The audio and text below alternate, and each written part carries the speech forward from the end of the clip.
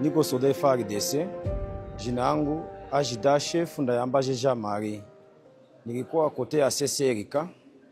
Wakati yenye tulikuwa kote ya CCRK, wakati inea vendezere bakatueforme, bakatuambia dufunge vitu dupande kwa aeroport. Tulifika kwa aeroport ma inere. Kwa tufika kwa aeroport tukapiga goti kwa aeroport. Wakati yenye inea ma 6h30 nilikutana na komanda kompanyia wa kwangu. Tukakuwa naye wakati enea masetere ataki kaanza kote ya Gihisi. Wakati yenye anza safari ikakuwa wasiwasi. Juu wa komanda habakukua. Wakati kwa wasiwasi tukashuka njia tukasema jinza hapa aeroport inakuwa wasiwasi, tuende ku region. Tuende ku 34e region militaire. Wakati tutafutenda ku 34e region militaire, wakati tulifika munjia akasema adui anakapa M23 anafika Goma. Wakati walisema nini M23 anafika Goma, tukashuka tukatafuta ndio tuende Kuporo. Wakati tulifika Kuporo tukakutana batone nafanya nini na inaondoka. Tukakamata njia kwenda ku Monisco. Hii Monisco hapa fasi ya hotel ya hotel Linda hapa kunani. Wakati tulifika hapa ku Monisco wakatuambia dutoe teni na silaha tuweke chini. Tukatuambia tutoshe teni na silaha tuweke chini, tukatosha teni na silaha tukatia chini. Après ma 30 minutes wakatupika ndani kilimogene. Tupika ndani kilimogene ba Monisco bakaanza tufukuza tutoke pale. Juste ça fait masasi ilikuwa naanza sogelea pale. Kwa na ataki ya ngufu masasi naanza sogelea pale. Bo mimi nikikamata teni yangu nikavaka teni nikamata na silaha. Bo benye tulikuwa nabo tukamwambia hapa kuna ingine fasi ya kuponea. Twende kuinchi jirani. Kuinchi jirani hata tufanya kitu. Jo tukavuka tukakoya hapa mu Rwanda. Wakati tulifika ku grande barriere tukaweka silaha chini sie peki. Tulikuwa tunatosha chargeur. Tukaweka silaha chini. Soda Rwanda wakasema mukamate silaha zenu muweke juu na chargeur muweke mu poche. Tukakamata silaha tukaweka juu, tukakamata mashargeur tukatia mu poche. Tukashuka kati tulifika kunani ku frontiere bie, wakasema ukamate silaha mutupe pale. Tumata silaha tukatupa wakazikamata, wakatuambia mukuye, tukakuya, tukatia mikono tukakuya, wakatuadresse, tukaenda tukakutana na ba viongozi ba Rwanda ba jeshi. Wakatukaribisha. Jo bakituleta mpaka hapa mu stade. Je ndangije amezi abiri nanje ku mazina ngaba nitwa Ahadi Bangamwabo Zefani, ngaba mvuka Ikibumba mu groupe Mabuhumba, localité Rwibiranga, chefferie de Bukumu, akaba ariho mvuka. Nanje nagiye mu kazi k'ikizarendo bitewe no gufatwa nabi kwacu. Nagiye Ikibumba niyo bamama bana n'ubu najayo navayo ngo ngiye gufata iriya mu Bushagara mu ngambi, bakanyanyasa ngo ndume mu 23. Ndavuga kugira abaje barirwa baranyanyasa no kumvunga bya buri munsi, ahubwo nanje reka njobore ngorerane nabo ibizaba nuko tuzabifata uco. Nje mbona kujya mu kizarendo guco. Ninafika hapa juu ya mambo ya vita. Mugoma mu kapitali ya Nord Kivu RDC. Ninafika hapa mu Rwanda juu ya njia ya kupita haiko. Tunaenda na barafiki yetu ku Monisco juu ya batatukosa liaison. Tunafika ku Monisco anakatala tuingie mu bazi yake. Monisco pa anakatala juu ya vita iko ya mingi batatukosa liaison. Hauna njia. Hauna façon ya kuingia mu Monisco, hauna façon ya kuingia mu aéroport. Batatukosa de liaison, c'est que nous n'avons pas de choix. C'est pour cela que je me suis arrivé ici. Les M23 sont à Goma. Nous étions là-bas à l'aéroport de Goma. L'armée tout entière de Nord Kivu, de Goma. Nous étions à l'aéroport de Goma. Mais à propos de ces tactiques-là, étaient tactiques incroyables. comment nous pouvons se mettre à l'aéroport de Goma, tandis que l'ennemi a déjà entouré le Goma tout entière, a commencé à lancer des bombes, des mortiers, ceci, cela. Nous ne pouvons pas être coffrés à l'aéroport, tandis que l'ennemi a déjà contourné l'aéroport. Nous étions coffrés. Cette tactique-là, ça n'existe pas. Ça ne peut pas exister. Nous sommes coffrés. L'ennemi, quand il lance des bombes là, c'est que nous aurons beaucoup de blessés, beaucoup de morts. Par rapport à moi, quand j'ai vu des bombes, c'est commencé à nous bombarder à l'aéroport. Non, j'ai vu que là, ce n'est pas bien. Oui, deuxième V3 était à Goma. Deuxième V3 était déjà à Goma.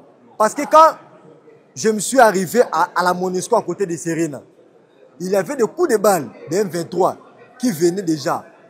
J'ai fait le renseignement à travers un civil. Le civil là, il m'a parlé que des M23 ont déjà arrivé à Itige et à Rond-Point-Bigréré. Il n'y avait plus moyen de retourner encore à l'aéroport. Tu comprends? Il n'y avait plus moyen de retourner à l'aéroport. C'est pour cela nous sommes rentrés chez Monesco. Le Monesco a refusé, plus de 10 fois, Monesco a refusé de nous de pénétrer dans son camp. Je n'avais pas moyen, parce qu'il n'y avait pas moyen de retourner à l'aéroport, parce que M23 a déjà pris le Goma. Il y avait déjà des embuscades partout dans les avenues de Goma. Maintenant, je pourrais aller où? Nous sommes arrivés à la Rwanda, nous avons fait comme ça, et le Rwanda nous a dit, hey, Shimama pale, tu n'as Shimama, on a identifié Bantou, et nani qu'on a armé, on a identifié Bantou, après tu n'es à Rwanda. Nous avons vraiment des inquiétudes, nous demandons à notre gouvernement de prendre l'armée en charge. Parce que ce que ça vient de passer à Goma, c'est vraiment incroyable. Incroyable, incroyable, incroyable, incroyable, vraiment. À propos de cela. Nos chefs sont des traîtres. Parce que nos chefs ont déjà fui le Goma depuis avant-hier. Mais nous sommes restés là par les trahisons. Majina yanjye banyita Akida Iraguha Sanze John. Nabaga muri 4e region militaire. Nabaga mu état major. Station ku rugamba no kuvuga ngo nabonye kwivanga urugamba mbese mbona nta kintu rwanira. Ubona harimo ubaguzi, natwe tuvuye Kinyarwanda, tribale. Mbese twabaga muri leta twihishahisha. Kuko hari igihe byabaga ngombwa bakureba mugenzi wawe akaba yanakwivugana bitewe n'uko abona ko mutari bamwe, kandi tuvuka muri Kongo twese turi abanyamasisi, turi abakongomani. Sasa narebye ko biba ngombwa ko nahunga, mbongiza amahirwe ngeze hano ndikumva asa n'uwarokotse. Nanyuze mu mupaka, abasirikare banyakiriye neza, ntawigeze amahotera. Ingabo za FARDC mbese zisa n'izatsinzwe usibye kwihagarara. Muri make ni kwa kundi nyine kubura aho wapfundira umutwe.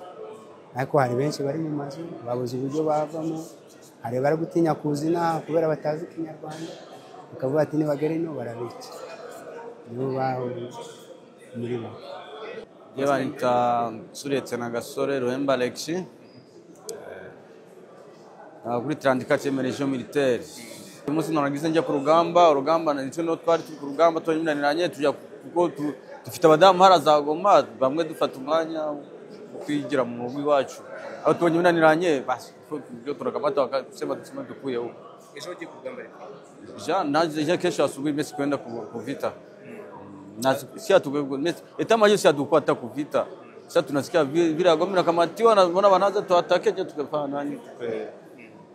Situation iko pale. Situation hakuna ni masasi, hakuna nani. Hakuna masasi tu hakuna. Bose bambara bimwe bagaharanira urugamba rumwe.